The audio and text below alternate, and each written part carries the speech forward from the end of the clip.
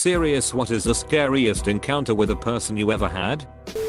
When I was 15, I was walking home from the bus stop about 5 blocks away from my house when an older man on a bike stopped me. He grabbed my arm and started going on about how he didn't like me out about, and that if he sees me again, he will kill me. He then kissed my hand and let it go. I ran to the closest house I knew and had someone drive me the rest of the way home. Edit. Minor details. Not my story, but my grandfather's. Grandfather-in-law, technically, but he was a grandfather to us. This must have happened sometime around the 1950s. My grandfather was Dutch, and in his youth he had a motorcycle with some mechanical problem such that sometimes, to get it started, he needed a long screwdriver to tweak some piece deep in the guts of the motorcycle, so he would drive around with this long screwdriver tucked into the bike. One night, he had parked his motorcycle in some rest stop type area in Europe. Him imagining a dark night on the autobahn, but who knows. He was sitting on the bike, and he heard someone walk up behind him and ask in German, "Do you have a match?" My grandfather would say in his Dutch accent, "I can remember it like it was yesterday," and rattle off, "Do you have a match?" in German. Something like "Hast du ein Streichholz?" Thank you Google. As the guy said this, though, my grandfather heard a switchblade up. When he heard the switchblade, he actually pulled out the screwdriver and stabbed backwards, right into this guy's leg.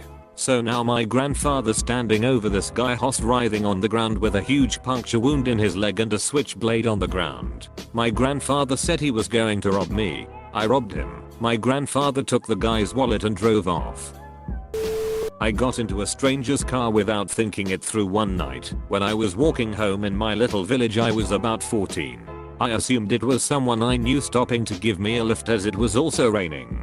Got in and shut the door. When I realize I have no idea who this man is, he presses the electric door locks and turns to face me and says, "You shouldn't get into strangers' cars," and proceeded to drive in silence for what must have been 2 minutes. Then he stopped the car and let me out. Ran home and didn't tell anyone about it until years later.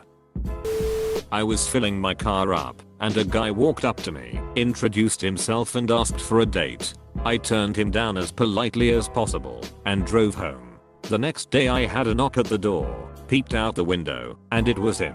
I hid, and I heard him rattling the doorknob violently a couple of times. I used to be lax about locking my front door when I was at home, so it was by pure lucky chance I had, otherwise he would have been able to come in. He was a really big guy, and I was terrified, as I lived alone. After he left I went outside, and had left a note saying just wanted to come by and say hi, Merry Christmas XOXO on my car. He must have followed me after asking me out, and figured out where I lived. After that I was terrified every night sleeping alone. My mom, 2 sisters, and I were living with this guy my mom had starting dating, and was planning on marrying. Thankfully she didn't. He turned out to be a real abusive piece of a shoot. One evening, while my mom, sisters, and me were all watching some movie on TV together, having one of the rare good times we had in those days, abusive shithead decides to turn the power off to the entire house. After pleading with him to turn the power back on, my mom threatened to call the police. We had lived in a really small rural town about 30 miles from San Antonio, and his response was, "Well, if I'm going to deal with the police, I'll make it worth my while and shoot every one of you guys tonight." 4 of us bolted for the door and took shelter at our neighbors until the cops showed up. Cops show up and ask if we had somewhere else to go. We ended up all going to crash with the guy my sister was dating, who is still very much a part of our family these days, for the night. But, that being short term, we ended up having to go back the next day. Was 4 years living there by the time we finally left for good. I've posted this just recently, but it was terrifying, and I was pretty proud of how I handled it. I used to work at a pub chain in Canada called Elephant and Castle, and the owners of that particular franchise were absolute dicks who didn't care about their staff. I've since learned that they have been shut down. So that's something. On Thursday and Saturday nights in particular it would get pretty rowdy because of hockey and some pretty good happy hour deals. We had this one regular, a pretty huge guy, who would consistently cross boundaries with me. He would try to drag me onto his lap when I was serving him and his buddies. He would grab my ass, even after I straight up yelled at him, and even slapped him once. I begged my managers and the owners of the pub to ban him, but that didn't happen. The best they would do was to kick him out if he went too far, which usually involved him grabbing me in some way. He was always free to return the next day though, because he was a good customer. One Saturday I was on my cigarette break in the alley beside the bar when that friker sneaked up and grabbed me around the waist and started to drag me backwards. I immediately went into fight/flight mode and smashed my head backwards into his face. Ended up breaking his nose pretty badly, and when he dropped me, I laid on the ground and kicked up into his groin several times. When I had a moment to think and realized who it was who had attacked me, I took my lit cigarette and put it out on his arm. I think I did a fair bit of screaming, and I spat on him as well. I was really angry/afraid, and I don't have a very clear memory of the rest of that night. I guess the bouncers arrived at some point and the cops were called. The cops came, and I gave my statement. The guy got arrested. I quit that job and never returned to that shooty pub. I never got a chance to find out what happened to the guy, or even what his motivations for grabbing me were, because I moved to Scotland a few months later. When I was in middle school, I liked to play in the woods behind my parents' house. Not far down the road was a trailer park that was notorious for meth houses and drug dealers. One day I was building forts like a typical 13-year-old boy when this dude pops out from out of nowhere. He was carrying an R and asked me what I was doing. Luckily, him and I both knew each other because he went to school with my older sister and the three of us rode the same bus, but we weren't friends in the least bit. This kid, he was probably 18, starts questioning what I have been doing and where I have been, and I just told him I was playing building forts and shoot. He takes the R and fired off a couple rounds in the middle of me explaining what I'm doing. He then went on to threaten me and tell me how easily it would be for him to shoot me and how no one would know. He finished by saying some bullshit about how he liked me and he didn't want to hurt me.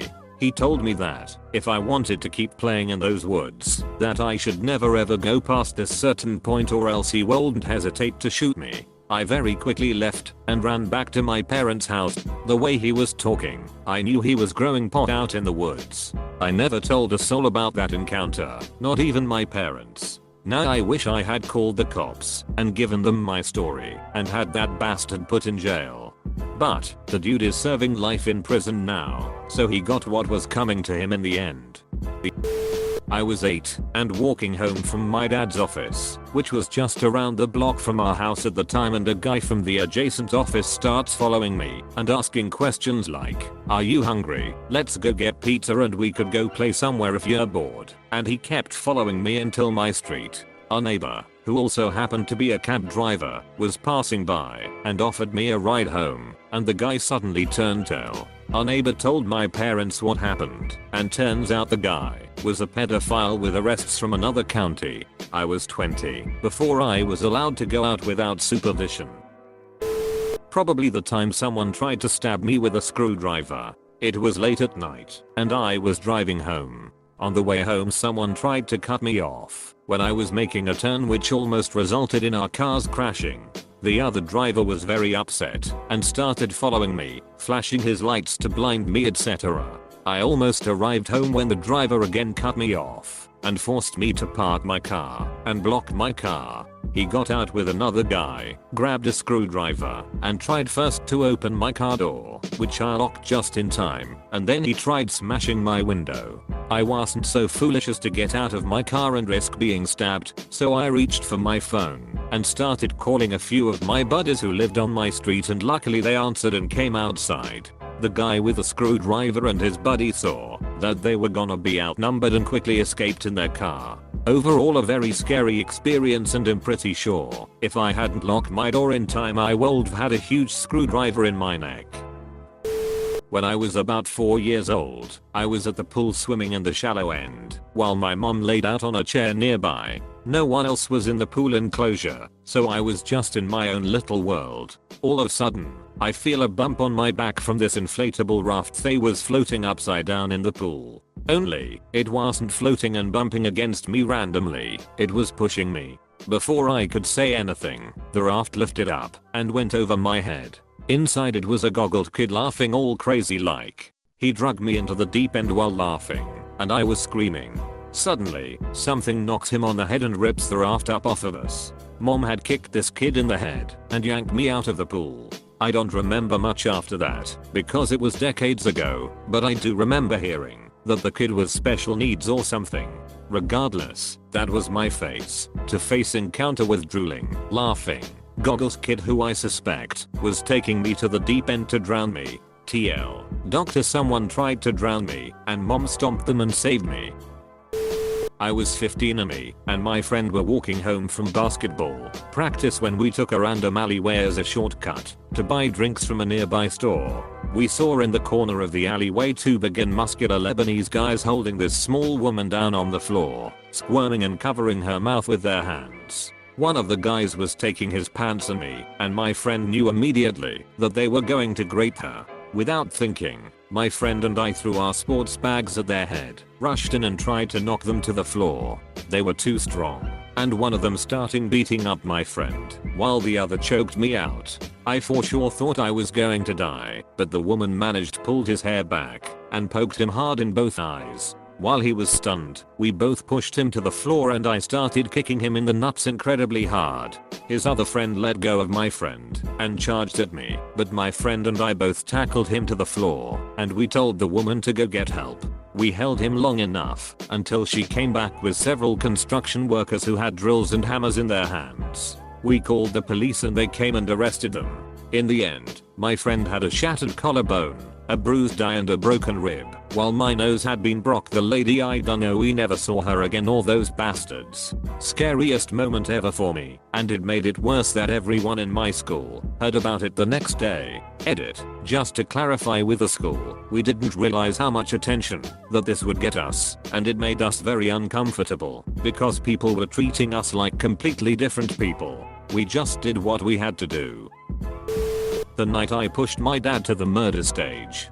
For most of my childhood, preteen life, my father beat me on the regular for stupid things like not cleaning my room, not doing the dishes, farting in an octave he cared not for, and so forth. Around the age of 14, there came a night where he decided to throw some dishes around in an attempt to intimidate an already intimidated individual and then smack me up the backside of the head with his aluminium walking cane.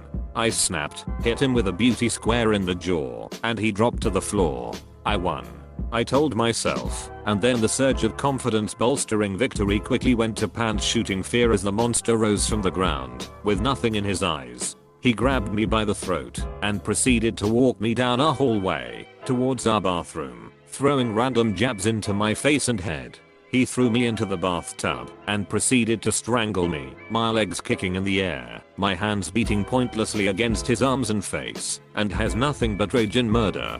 And then he blinks, his hands release, and he sits back on his feet and just stares at me as reality starts to fade back in for him. Scariest freaking human I've ever dealt with. When I was about 12 years old, the next door neighbor's husband started beating the shit out of her in the middle of the night, kicked her out of the house, then was holding the baby hostage. I woke up to screaming and crying coming from the bathroom as my mom and the neighbor lady hid. "Let me in, mom," I screamed, terrified. "He's not going to hurt you, you're safe." Some shoot along those lines. Mom won't let me in the bathroom. Crazy boyfriend now has broken a window and says he is going to come in and kill us all. We lived in a shit ass neighborhood and this was in the 80s. The police said this was domestic dispute and wasn't a priority unless we knew the guy had a gun. For a good 20 minutes we listened to the guy hollering that he was going to kill himself, kill the baby, kill us. Mom still won't let me, and my brother, who was now awake, into the bathroom, the only door with a freaking lock. I would also like to point out this frickwit had also, at one point, flashed his deck at me and told me I looked like I was built for sex. Remember, I was 12 years old. Anyhow, I finally snuck into the dining room, which is where the broken window was, and also where the phone was. We didn't have a cordless, guys. This was the 80s. I called the police and lied. I told him I heard a gun go off and now the baby wasn't crying. 3 more minutes and there was like a freaking SWAT team on our street. That was one of the most terrifying moments in my life. When I was 15 years old I had a crush on a boy. A friend of mine had a crush on the same boy and wanted to distract me from him. So she sent my phone number and address to an older man with a history of questionable behavior. He called me repeatedly and told me he had my photo by his bed and couldn't stop thinking about me. I was taking driver's ed classes at the time, and during class the guy next to me asked if I knew the person outside. There was an overweight mustached man at the window looking inside at me, but I had no idea who he was. I figured he was there to pick up someone after class. On our break I stepped outside and sat on the curb to drink a bottled water. The man approached me and told me who he was and that he wanted to take me somewhere special. I was obviously terrified and told him to leave me alone, but he grabbed me by the arm and started dragging me through the parking lot. I was kicking and screaming all the way to his car, where he opened his back door to try and shove me inside, which is when a group of young men from my class noticed and started yelling for him to stop. The guy let me go and told me he'd be back for me, and I said if I saw him again I'd call the police. He never actually showed his face at my class again, but I never went outside on break after that either. Over the next couple of weeks he made a couple of calls to my house threatening to grate me if he saw me in public. That period of time was horrific, but he eventually disappeared from my life. This was the second man that my friend gave my contact information to that stalked me. She wasn't my friend anymore after that. I had caught my ex-husband cheating. We were at a pub during street Paddy's day, so of course we were shoot-faced. I happened to see his messages, he wasn't really hiding them. The screen was right next to me. I flipped out, since this wasn't the first time he was chatting up some slut about hooking up. Once we got home, he beat the ever-loving shoot out of me. The last words I recall before falling unconscious was "I'll kill you before the cops can get here." My neighbor broke down the door and saved my life that night. On a humorous note, I take care of the elderly, and they can be quite frightening sometimes. I was working night shift and received a phone call saying a lady was walking around screaming and shouting. Alright, I can handle this. I go on the elevator and I can hear this woman screeching these horrible death wails. I get off on the 4th floor and there she was, right by the door. I pumped myself up. I can do this. I can do this. She is walking the opposite way of where her apartment is. I try to turn her around and she just screams in a shrill voice that she can't do it. It's impossible. I gently put her arm around her and guide her around. This woman is probably 90 lbs and is balding. Has these wild bloodshot eyes. Reminds me of some crazy witch from a game. So we are walking towards her room. She is screeching. Her walker is making this uncomfortable squeaking sound as she is banging it around. I can't do it. I can't do it. Over and over. She is repeating this in a voice that could shatter windows. Hysterical. Halfway to her apartment, she slams her walker down and whips her bony frame around. She stares deep into my eyeballs. For a brief reprieve she is silent. In a low growling voice she tells me, I can't go on any further because the man behind you says we can't. I pretty much poop myself. I run to her apartment, grab a wheelchair from there. I wheel her back and go to my happy place.